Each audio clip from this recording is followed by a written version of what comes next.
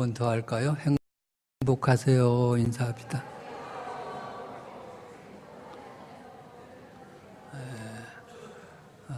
또 다른 인사해 봅시다. 예수 믿고 팔자 고치세요. 인사합니다.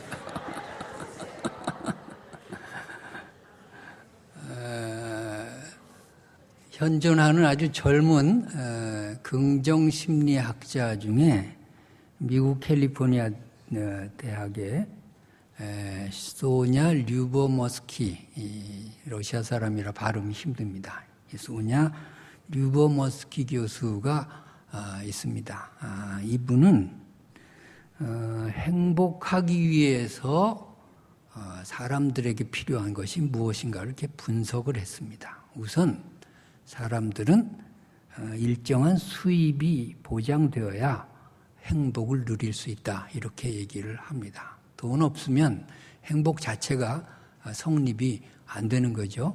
그래서 일정한 수입이 있어야 사람이 행복할 수 있다 하는 것입니다. 근데 돈만 가지고 되냐? 그렇지 않습니다. 돈 이외에 몇 가지가 필요한데, 우선 결혼을 한 사람이 안 한 사람보다 행복하다.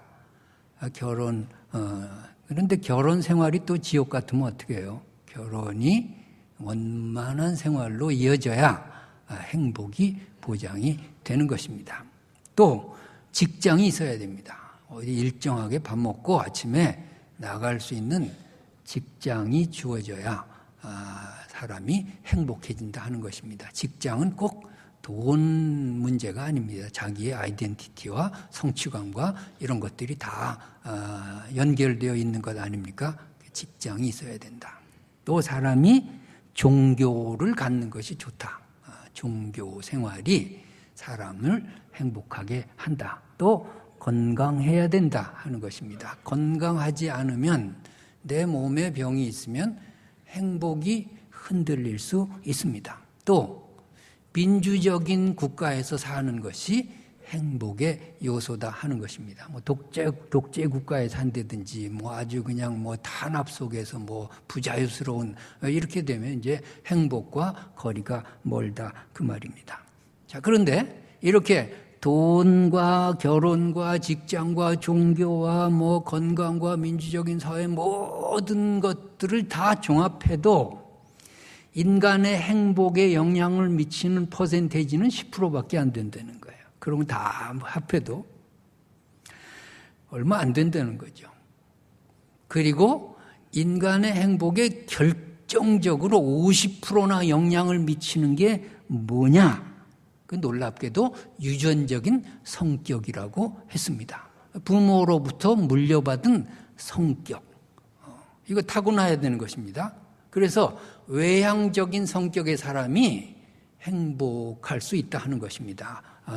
사교성도 있고 좀 웃기도 잘하고 이런 타고난 외향적인 성격의 사람이 행복할 수 있다 하는 것입니다. 또 정서적으로 안정돼야 한다 하는 겁니다. 정서불안이라는 말이 있습니다. 정신적으로 문제가 있거나 정서적으로 막 왔다 갔다 하거나, 이거 참 곤란한 것입니다.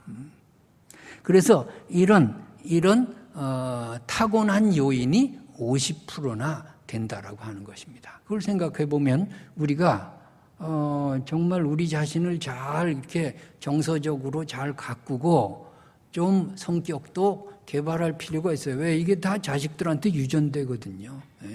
부모의 성격을 그대로 이어받는 거 아닙니까? 그래서 이런 자기가 물려받고 타고난 것이 50%, 그 다음에 돈이고 그저 여러 가지 외적인 게 10%. 그럼 나머지 40%는 뭐냐? 이것은 인생을 즐길 줄 아는 능력이라고 하는 거예요. 인생이 사는 것이 즐거워야 되는데, 이 즐거운 것은 능력에 해당한다는 것이죠. 어떤 환경을 즐길 줄 아는 능력 개발을 하라 하는 것입니다. 이거 다 종합해 보면 타고난 행복을 위해 타고난 요인이 50%, 내가 노력하고 개발해서 만들 수 있는 것이 50%, 이렇게 반반에 그런 퍼센테이지가 있습니다. 그러니까 내가 지금 불행하다, 내가 어떤 것이 행복하지 못하다 이렇게 느끼는 책임의 절반은 유전적인 것이지만 절반은 본인 책임이라고 하는 거예요. 그래서 행복도 능력인데 어떤 상황에서 어떤 환경에서 내가 행복해지려고 하는 노력과 능력 개발 이런 것들을 강조하고 있습니다. 그러니까 내가 스스로 행복하다, 나 스스로 너무 불행하다 이 느낌의 절반은 자기 책임이라고 하는 거예요. 자, 환경은 똑같은데 어떤 사람은 행복하고 그 와중에서도 행복하고 어떤 사람은 살만한데도 불행을 느껴요. 그런 경우가 우리가 종종 보는 것입니다. 자, 이런 집안이 있었습니다. 아버지가 술고래입니다. 엄마를 술만 먹으면 두들겨 팹니다. 술을 너무 즐겨가지고 가산을 다 탕진했습니다. 건강을 해쳐서 간암으로 죽었습니다. 그때부터 집안이 어려워가지고 가난과 싸움이 시작됐습니다. 자, 그 사람에게 두 아들이 있었어요. 두 아들이 있었는데 한 아들은 아버지와 똑같이 되어버렸습니다. 술을 그렇게 즐기고 집안에 들어오면 마누라 두들겨 패고 그냥 낭비하고 폐인이 돼가지고 나중에 병들어 죽어갑니다. 그런데 다른 아들은 술 입에도 대지 않습니다. 건강하게 삽니다. 난 아버지처럼 안 산다. 그렇게 해가지고서 노력해서 사업을 일으켜가지고 돈도 잘 벌고 성공했습니다. 자, 이 두 아들에게 질문을 했습니다. 왜 술을 먹었습니까? 또 한 아들에게는 왜 술을 안 먹습니까? 그랬더니 답이 똑같아요. 그럴 수밖에 없지 않습니까? 술 먹고 폐인이 된 아들의 답도 그럴 수밖에 없지 않습니까? 내가 배운 게 그거밖에 없는데 어떻게 하라는 거예요? 우리 아버지가 나한테 그런 습관밖에 안 가르쳐줬는데 내가 어떻게 하라는 거예요? 그럴 수밖에 없지 않습니까? 예요. 내가 잘못된 건, 내가 불행해진 건, 내가 술고래가 된 건 아버지 탓입니다. 그렇게 된 거예요. 그런데 술 안 먹는 아들도 답이 똑같아요. 그럴 수밖에 없지 않습니까? 나 지겹도록 술의 폐해를 느끼면서 살았습니다. 나 절대로 술 안 먹습니다. 난 아버지처럼 살지 않습니다. 내가 아버지한테 신물나게 당했습니다. 나 똑바로 살겠습니다. 그럴 수밖에 없지 않습니까? 여러분, 환경 탓하면 계속 환경만 탓해요. 남 탓하면 계속 남 때문에 내가 불행해요. 그런데 내가 내 의지로 불행한 어떤 것을 물려받았을지라도 노력해서 내가 그 불행에서 극복할 수 있어요. 그래서 세상에는 두 종류의 사람이 있는 거예요. 모든 불행을 운명이요 팔자로 여기고 계속 불행하며 사는 사람이 있어요. 이 사람은 행복할 가능성이 0%예요. 행복할 수가 없죠. 남 탓하고 환경 탓하고 부모 탓하고 조상 탓하면 행복할 수가 없어요. 자, 어떤 사람은 불행을 극복하려고 노력해요. 애써요. 이 신념의 사람이에요. 이 사람에게 행복할 가능성이 50%는 돼요. 50%는 타고난 거지만 50%는 노력해서 할 수 있거든요. 자, 여기서 우리가 생각해야 돼요. 신앙이 뭐냐고요? 예수 믿는다는 것이 뭐냐고요? 신앙은 예수 그리스도 안에서 100% 행복을 누리는 거예요. 여러분, 예수 안에서 100% 행복하시기 바랍니다. 자, 예수 믿는다는 것이 뭔가? 예수 안에서 내가 운명을 바꿔버리는 거예요. 내 팔자를 고쳐버리는 거예요. 나는 부모를 잘못 만났어. 아니에요. 내게 새로운 부모가 주어졌어요. 하나님이 내 아버지가 되셨다고요. 운명이 바뀐 거예요. 여러분, 운명을 바꾸시기 바랍니다. 예수 믿는 거는 교회 다니는 것이 아니라 예수 그리스도를 통해서 하나님이 내 아버지가 되신 거예요. 이걸 믿으시기 바랍니다. 내 아버지 탓하는 게 아니에요. 새로운 아버지, 영의 아버지, 내 하나님 아버지를 믿으면서 그때부터 시작하는 거예요. 나는 틀렸다, 내 인생은 끝났다, 아니에요. 새로운 피조물이 되는 거예요. 그것이 예수 믿는 거예요. 주님 안에서 새로운 피조물로 다시 시작하시기 바랍니다. 나는 저주받은 인생이야? 아니에요. 오늘 은혜를 말씀하잖아요, 본물이. 십자가를 통해서 은혜 안에 들어왔어요. 과거에는 저주받은 인생이었으나 예수 믿고 보니까 하나님이 나를 사랑하시고 예수께서 십자가를 지시고 내 죄를 위해 돌아가시고 내가 은혜 안에 살게 된 것을 깨닫는 것이 바로 신앙생활인 줄 믿습니다. 예수 믿으면 남 탓하지 않아요. 예수 믿으면 과거에 내가 이랬으니까 지금 못한다, 그런 생각도 걷어치워요. 예수 믿으면 부모 탓도 안 해요. 하나님 안에서 내 팔자가 고쳐지는 거예요. 하나님 안에서 운명이 바뀌는 거예요. 여러분, 예수 잘 믿으시기 바랍니다. 예수 안에서 행복을 누리시기 바랍니다. 또 신앙이 뭔가 내가 예수 안에서 신념의 한계를 극복해버리는 거예요. 신념은 될 수도 있고 안 될 수도 있어요. 내가 행복해져야지 해서 노력해서 될 확률이 50%밖에 안 돼요. 자, 신념의 한계를 넘어버리는 게 신앙이에요. 신념은 내 마음의 생각에 근거해요. 신앙은 하나님의 약속의 말씀에 근거해요.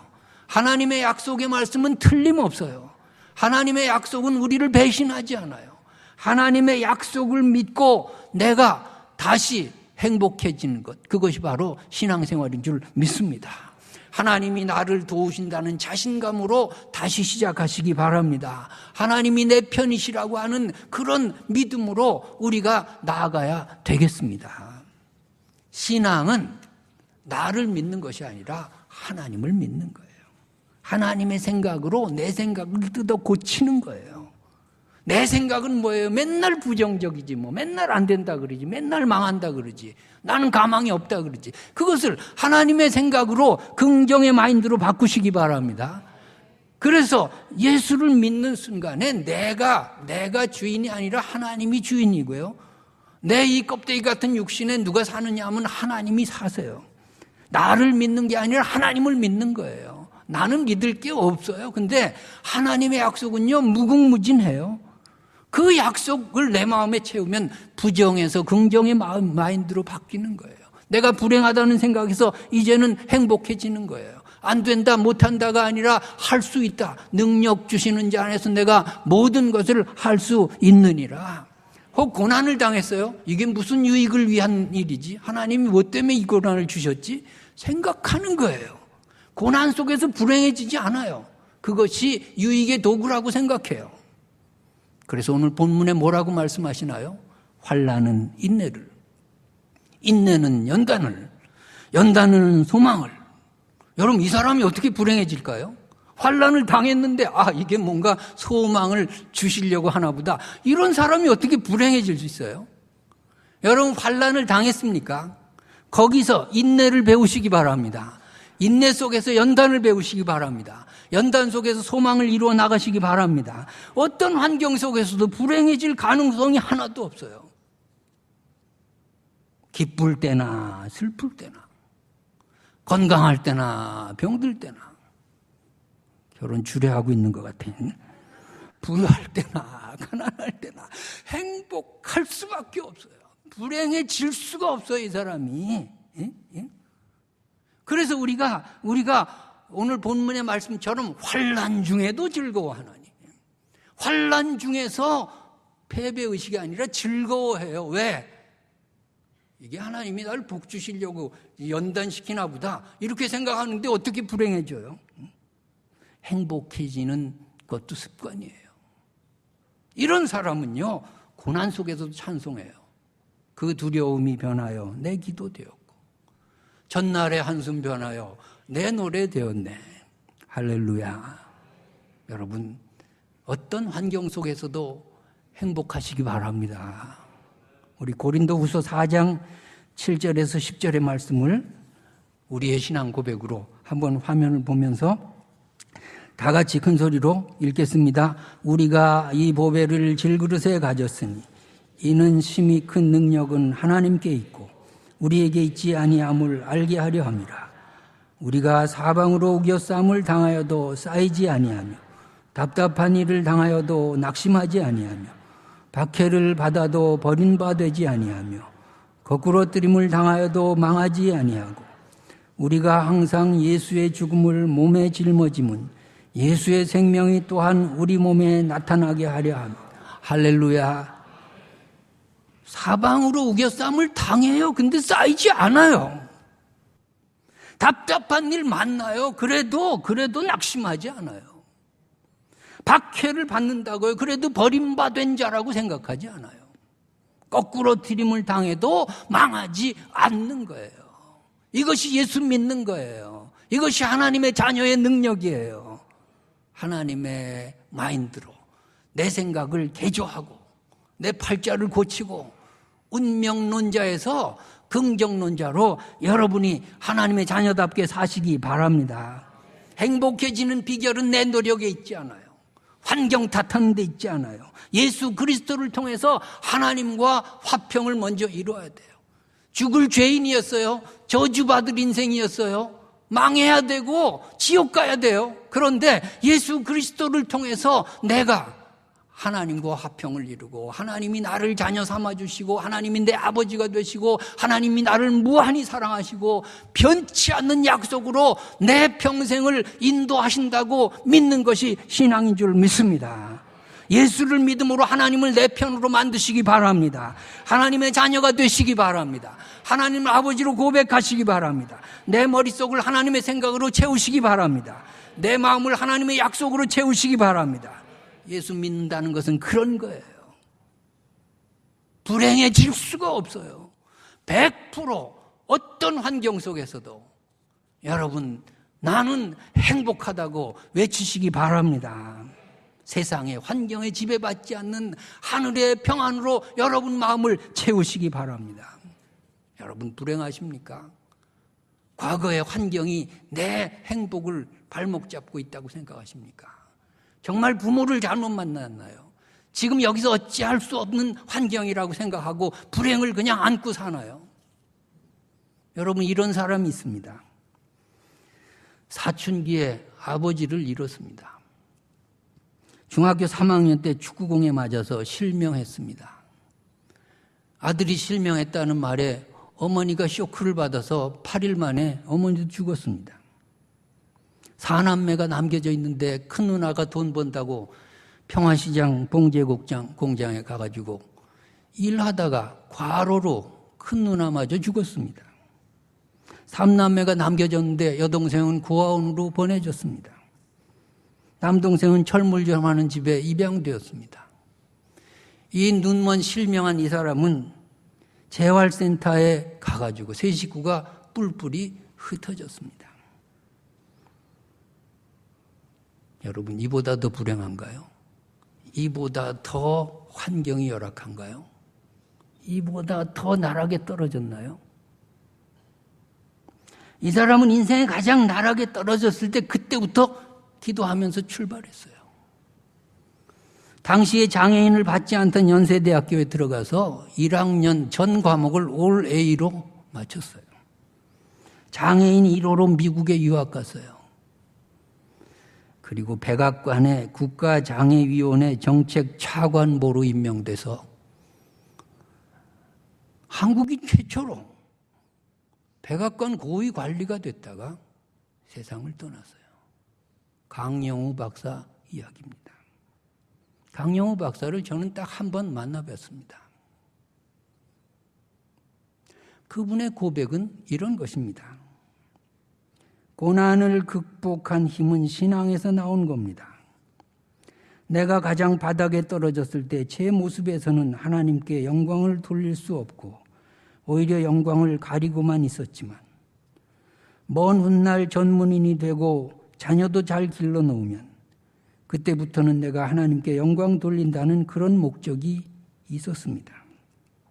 그렇게 땅에 떨어진 상황에서는 눈뜬 사람에게 짐만 되지만 먼 훗날에는 눈뜬 사람들을 내가 섬기고 그들에게 유익을 주는 그런 삶을 살 수 있다고 목표를 정해놨습니다. 그리고 거기에 도전했습니다.